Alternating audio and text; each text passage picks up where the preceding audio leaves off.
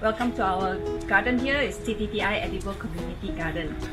We started this place in 2017 due to several residents who have very keen to start a community garden. So we map up the layout of the garden and we work along that pathway. So today we would have seen the spaces around where we try to maximize it too. From young, I've been a volunteer, and I feel that that we all, can contribute back to the society and to the community. Hello everyone, welcome back. Alright, I'm so happy today we have Evelyn again. I'm sure you remember her, right, from the previous episode that she shared with us all the beautiful, wonderful plants she has in her home garden. So today we're gonna visit the TTDI Community Edible Community Garden. Wow! Edible Community Garden in TTDI, in the city. I think we really want to go and check it out. So I'm so glad and happy that we have Evelyn here again to bring us around to share what are there in this Edible Community Garden. Let's go! So what you see here 5 years ago was just total wasteland. Plenty of rocks, people were throwing all the construction stuff here. Alright, so the land was totally unusable. And thanks to the chair, whom I introduced you, Margaret, and a group of volunteers, we cleared the land over 5 years. So what you see here is after 5 years effort to revive the land, to make it fertile, that we can grow all kinds of things. So why we call it the Edible Community Garden? Because we grow edibles. Alright, so things like herbs, okay, pandan, of course. Look at the size of our plant. Wow! Yeah.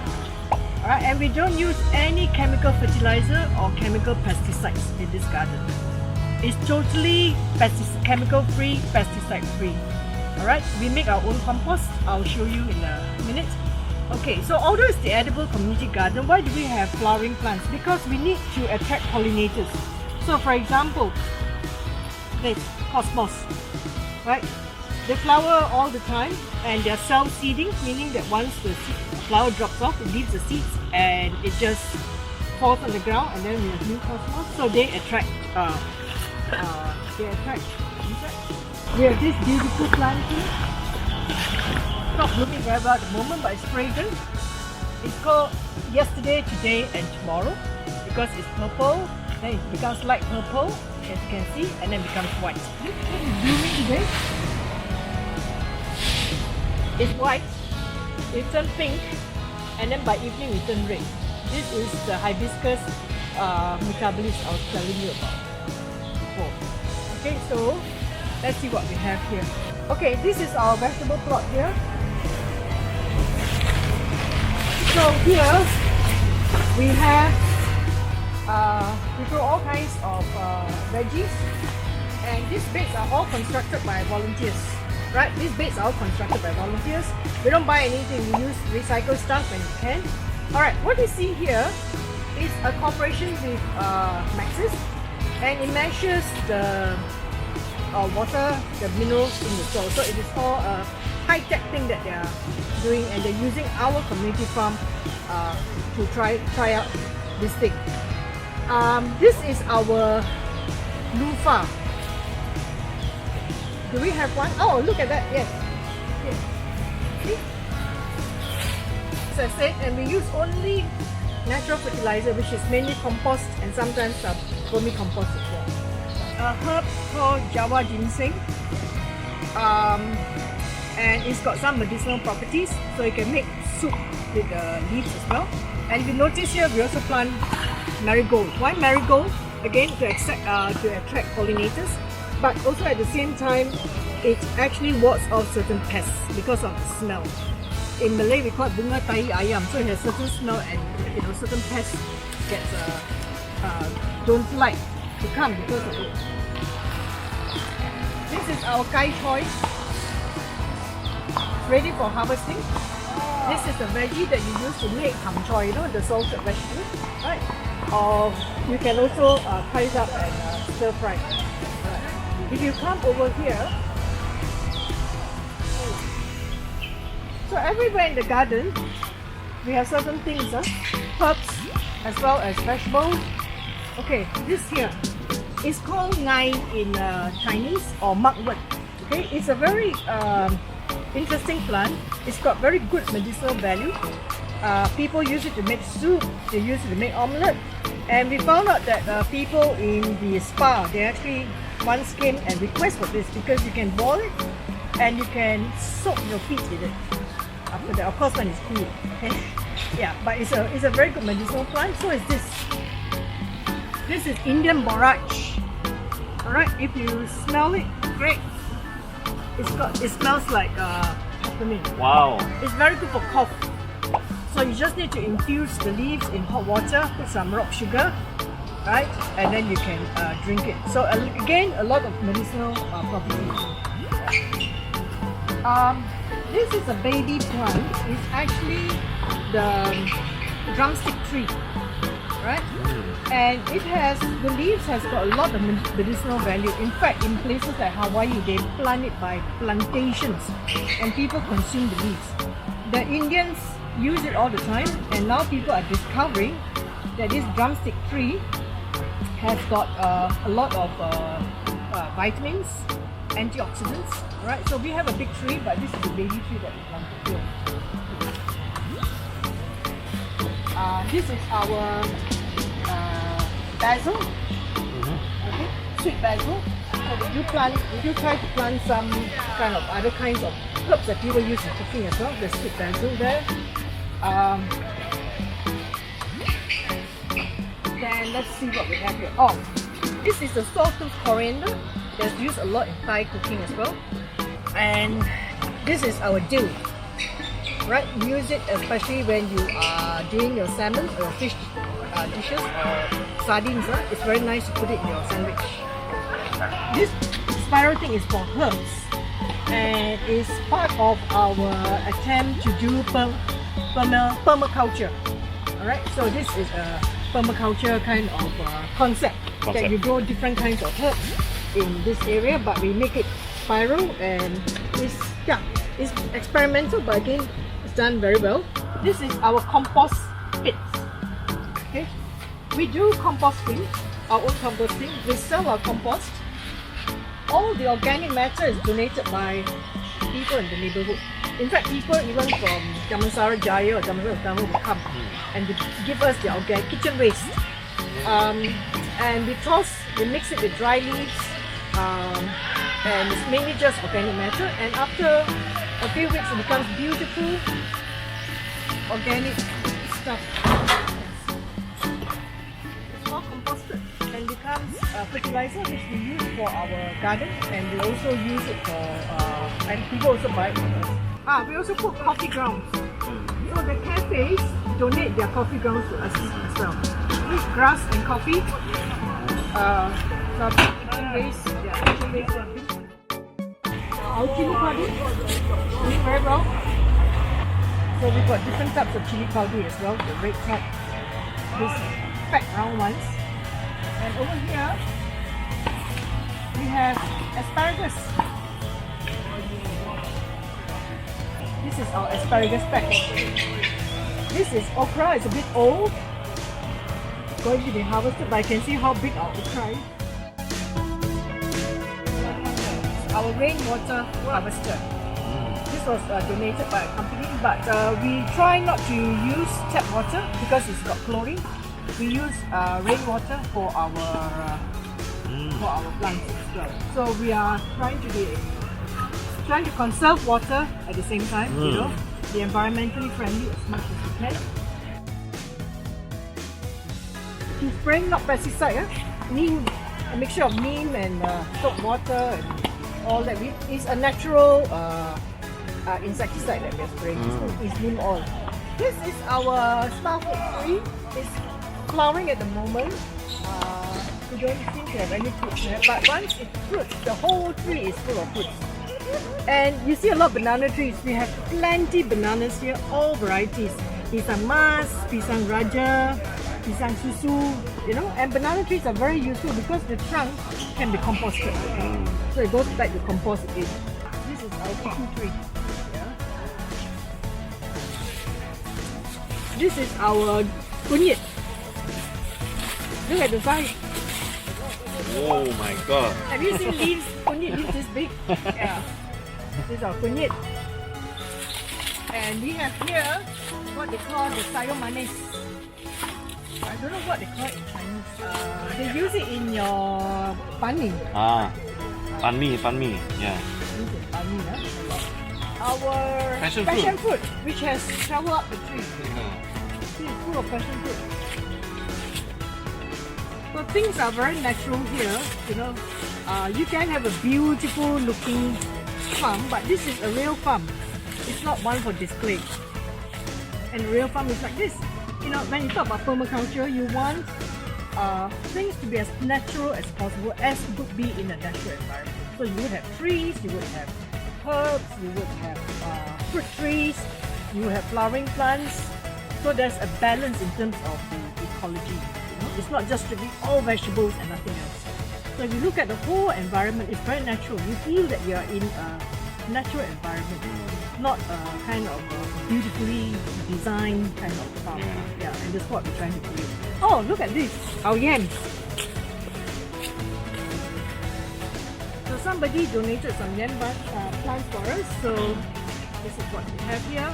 So nothing is thrown away. You know, everything is kept for either composting or for some other use as well. All right, but it's actually our beautiful serai.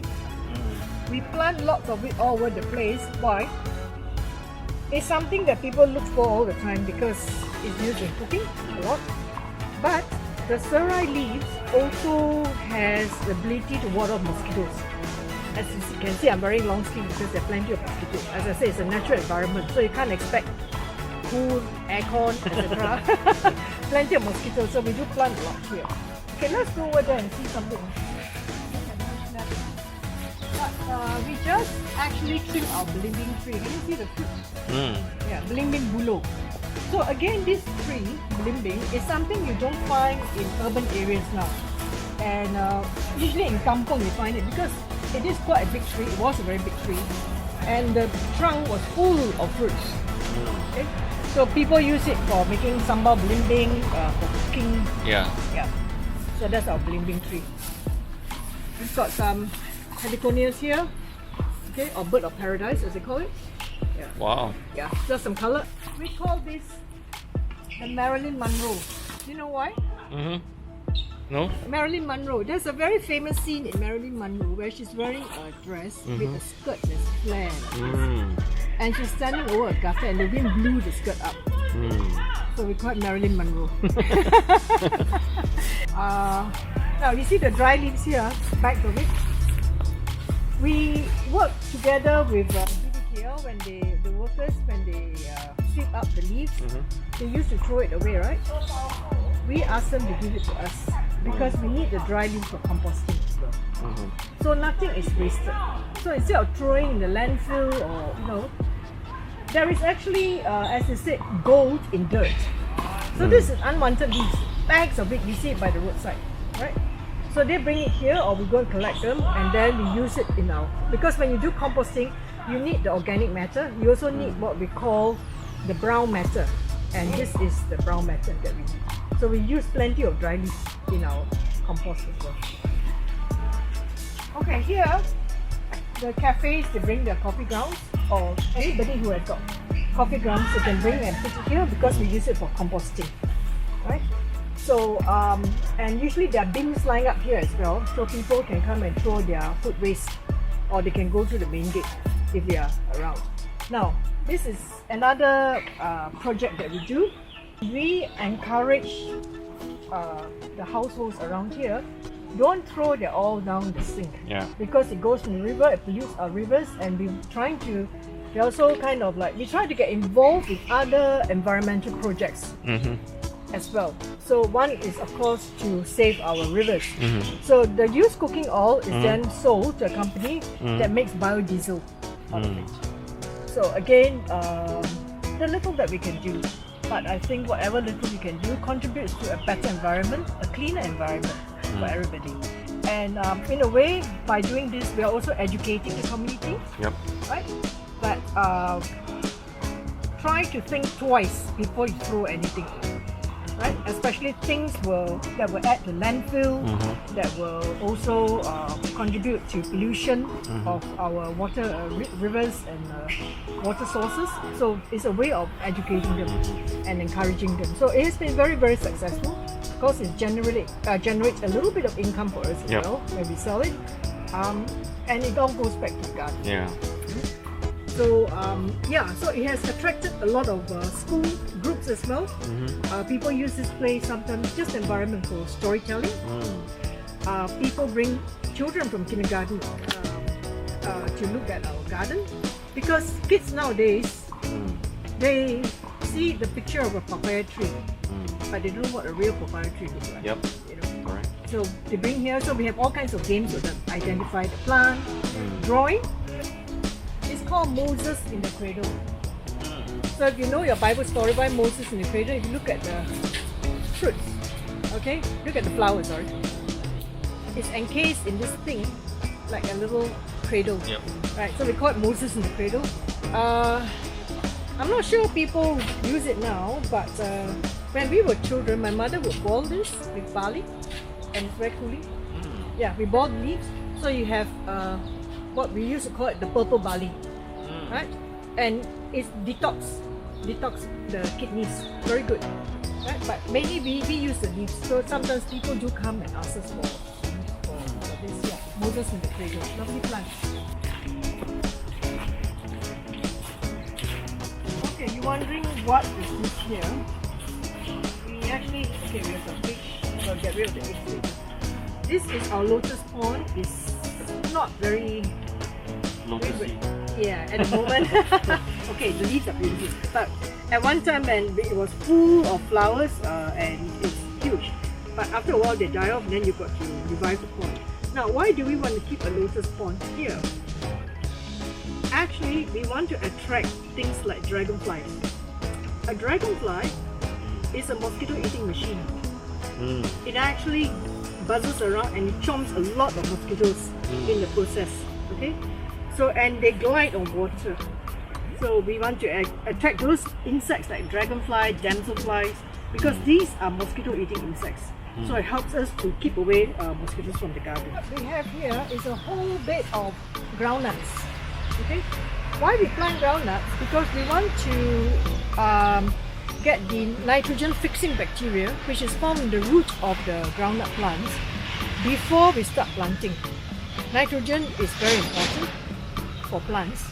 Okay, so the bacteria in groundnuts, where the nodules are, the bacteria will fix the nitrogen from the air and turn it into nitrate, which is very important for plants. Right, we need nitrogen for plants, so we plant lots of groundnuts first. We harvest the groundnuts, we can eat the groundnuts, and then we put compost in the soil before we start planting anything. So that's why our soil is so rich in nutrients. A book exchange program that we conduct usually on Sunday, where people bring their books. Again, we don't want people to throw away stuff, right? And they can bring their books, and then in exchange they can take another book that they want from the shelf. So at the same time, we replenish with new books, and you get a book that you've not read, and you can just come and take something off the shelf. So this is again something that we do for the community, right? So we do have people who come here who browse, who borrow a book, and then they donate another book. Yeah, as I said, that we do a lot of things. A lot of things that we do is actually for the community. It's not just for ourselves. And on Saturday we have the Saturday market. So if you come on a Saturday, there will be people setting up stalls here, right? To sell produce. We also support small-time farmers, people who have problems finding a platform to sell their stuff.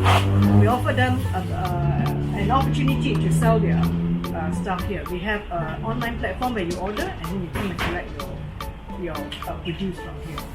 Okay, so these are some of the things that we do. Along the way, we also felt that gardening is food security, because we actually have harvest to bring home and enjoy our harvest. You know, can you imagine we just harvest our vegetables here and we bring home, which is like only 10 minutes away from from the garden. We exercise a few hours, without realizing what kind of different form of exercise we are doing, whether it's squat or band. These are all good exercises for the senior or even the young people. Yeah, and we carry loads of things too. So these are form of exercise that can actually help us strengthen our muscles. Yeah. So other than that, I think have a visit to the place and enjoy yourself.